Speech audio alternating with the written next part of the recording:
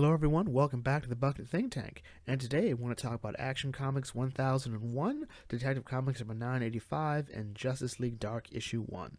So let's start off with Action Comics number 1001, Invisible Mafia. So this issue started off really strong, love it. It's two criminals, the third one in a helicopter, but he doesn't matter right now, or she doesn't. And one of them shooting Superman repeatedly, just got his gun just going like, ah!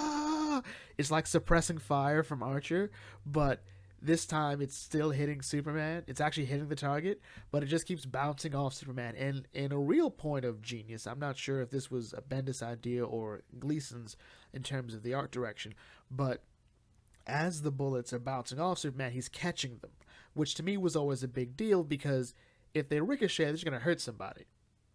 So one of the henchmen was like, dude, will you stop shooting Superman? It's not working. He's like, I can't help it. I'm so scared. And then when he finally runs out of bullets, like, oh, good, you're out. Superman's just like, oh, good, you done? All right, so I have a question. It's about the fires. Do you know anything?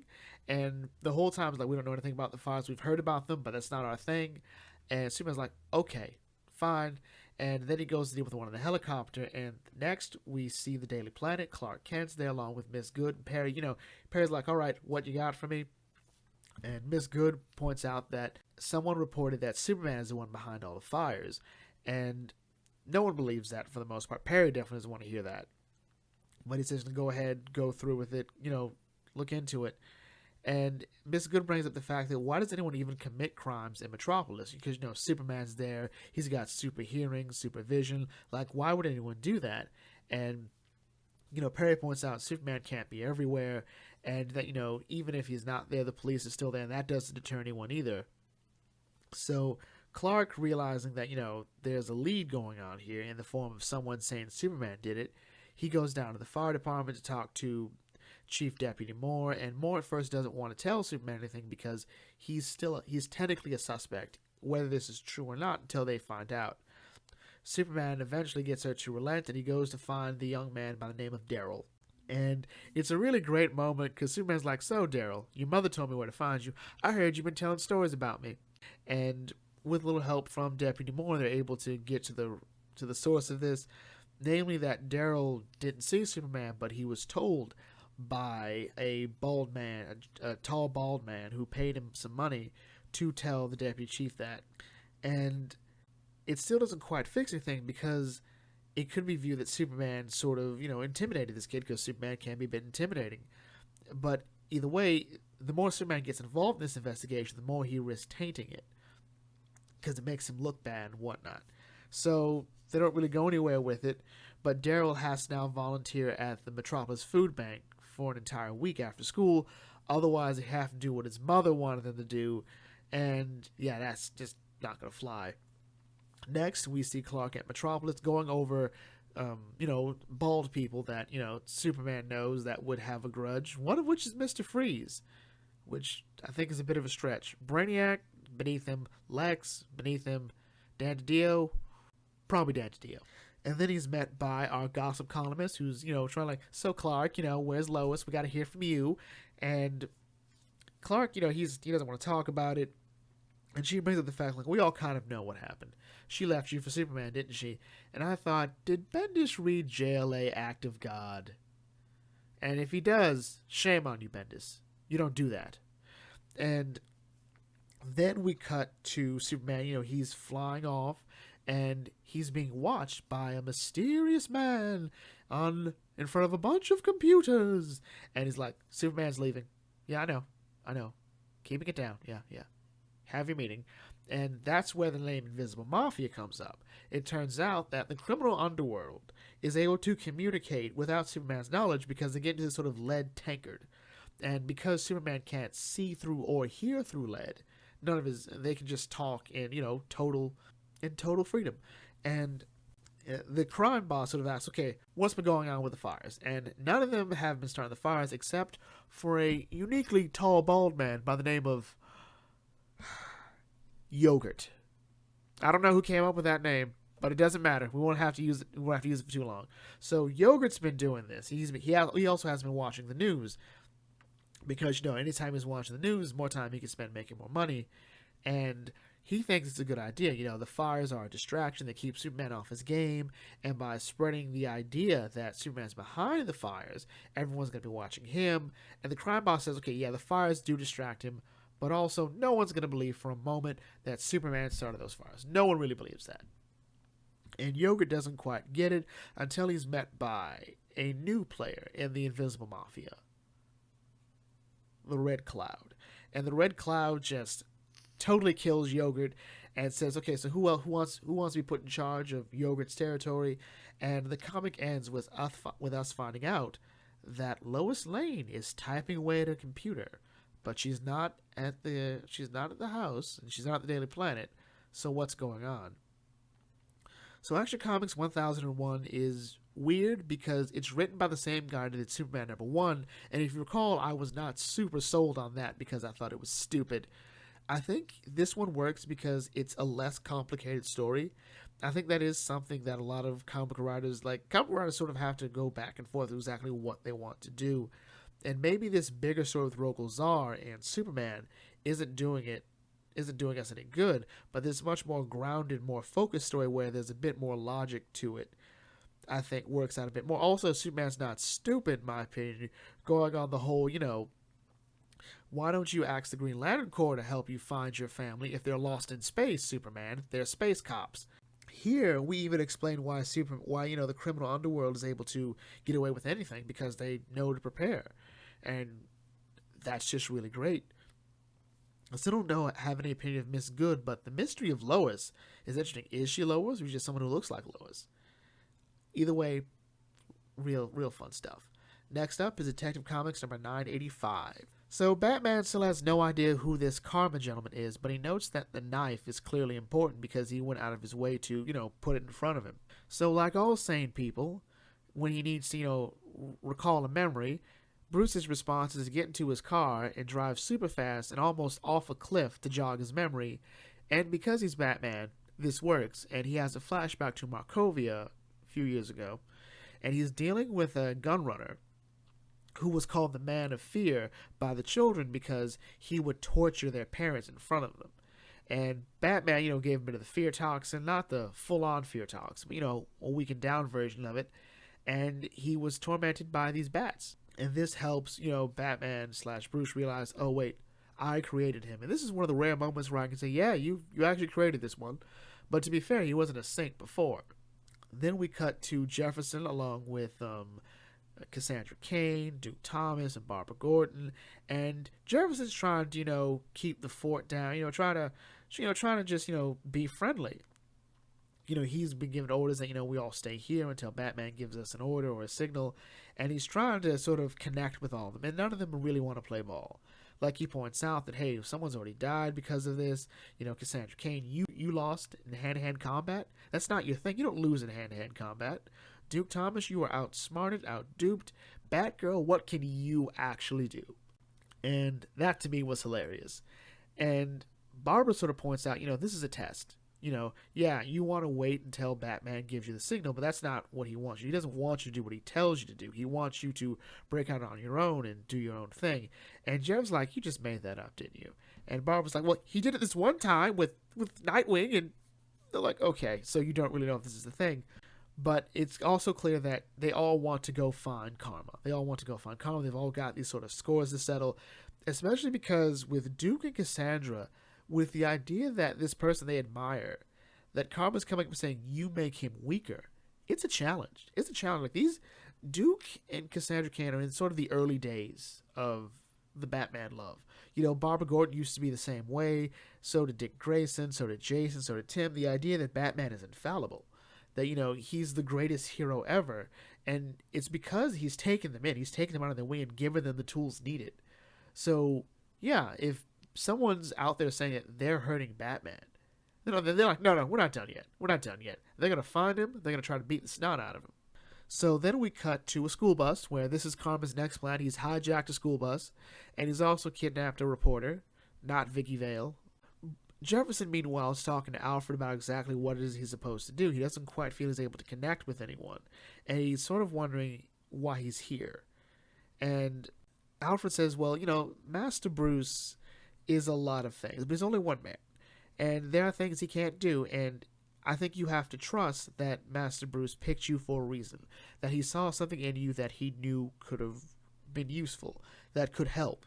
And we know this is true because it turns out the bulk of the Justice League had an eye out for Jefferson. They knew that he was someone that they needed at some point for something. And Bruce called dibs, like, no, I need him. I got a project and I need him. And that's it. So then we find out exactly what the kidnapped kids were for, as well as the kidnapped reporter. Karma has put a broadcast out saying that Batman must surrender the corpses of his sidekicks, of Orphan, of the Signal, of Batgirl, of anyone else, and present their bodies to me, or I will kill these kids. And he shows he's not joking by setting the reporter on fire. And the comic ends with Bruce Wayne looking just all kinds of pissed. Detective Comics number 985 feels like it's going to be a rather forgettable story. And that's not a bad thing. Not every story has to be, oh my god, I remember when I read this. No. The reveal of Karma is... I like it because he's not an important character. He's not like, oh, this is like Two-Face's second cousin 3 times removed and he's working with the Penguin and he's all because he's afraid of the Joker.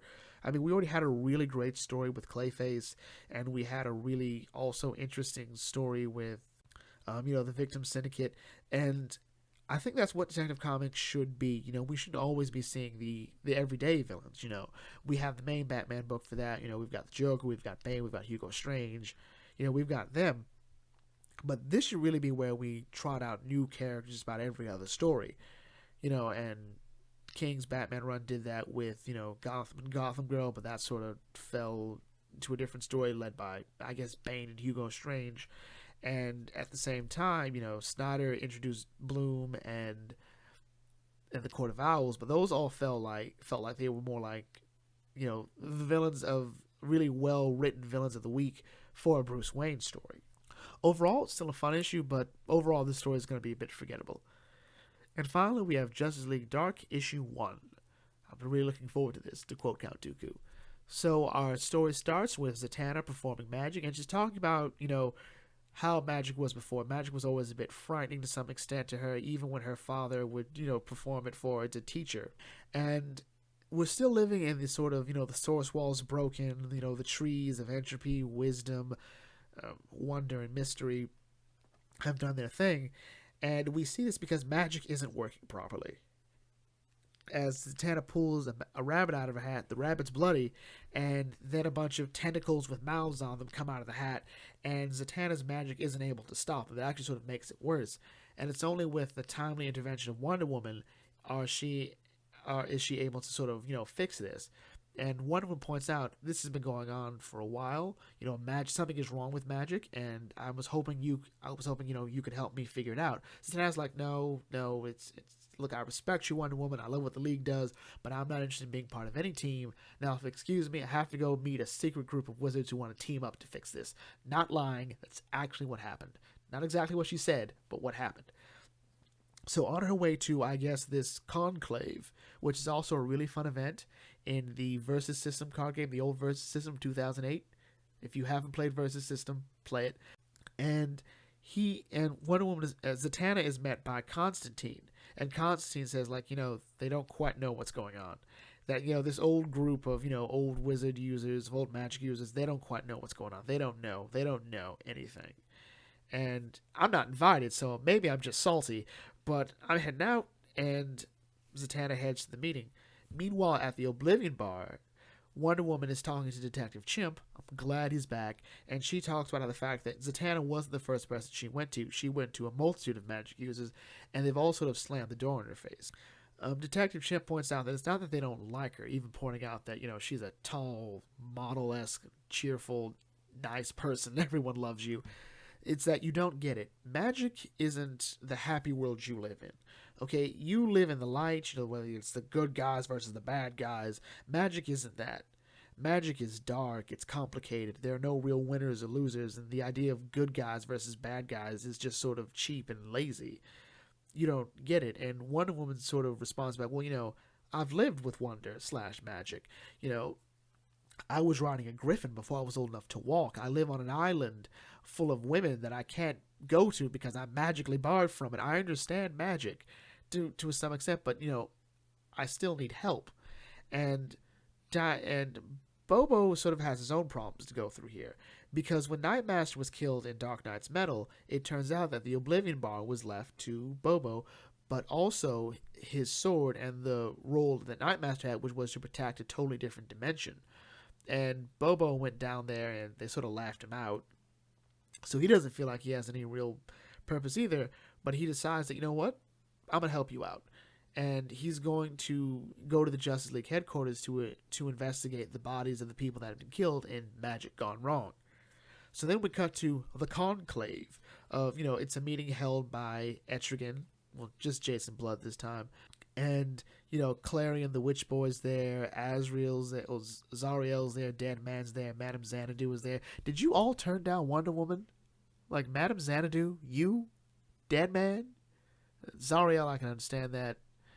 Clarion, yeah, I can understand that too. But come on, it's just so weird that these people that, know Wonder Woman don't want to help her. Just like, you guys are jerks.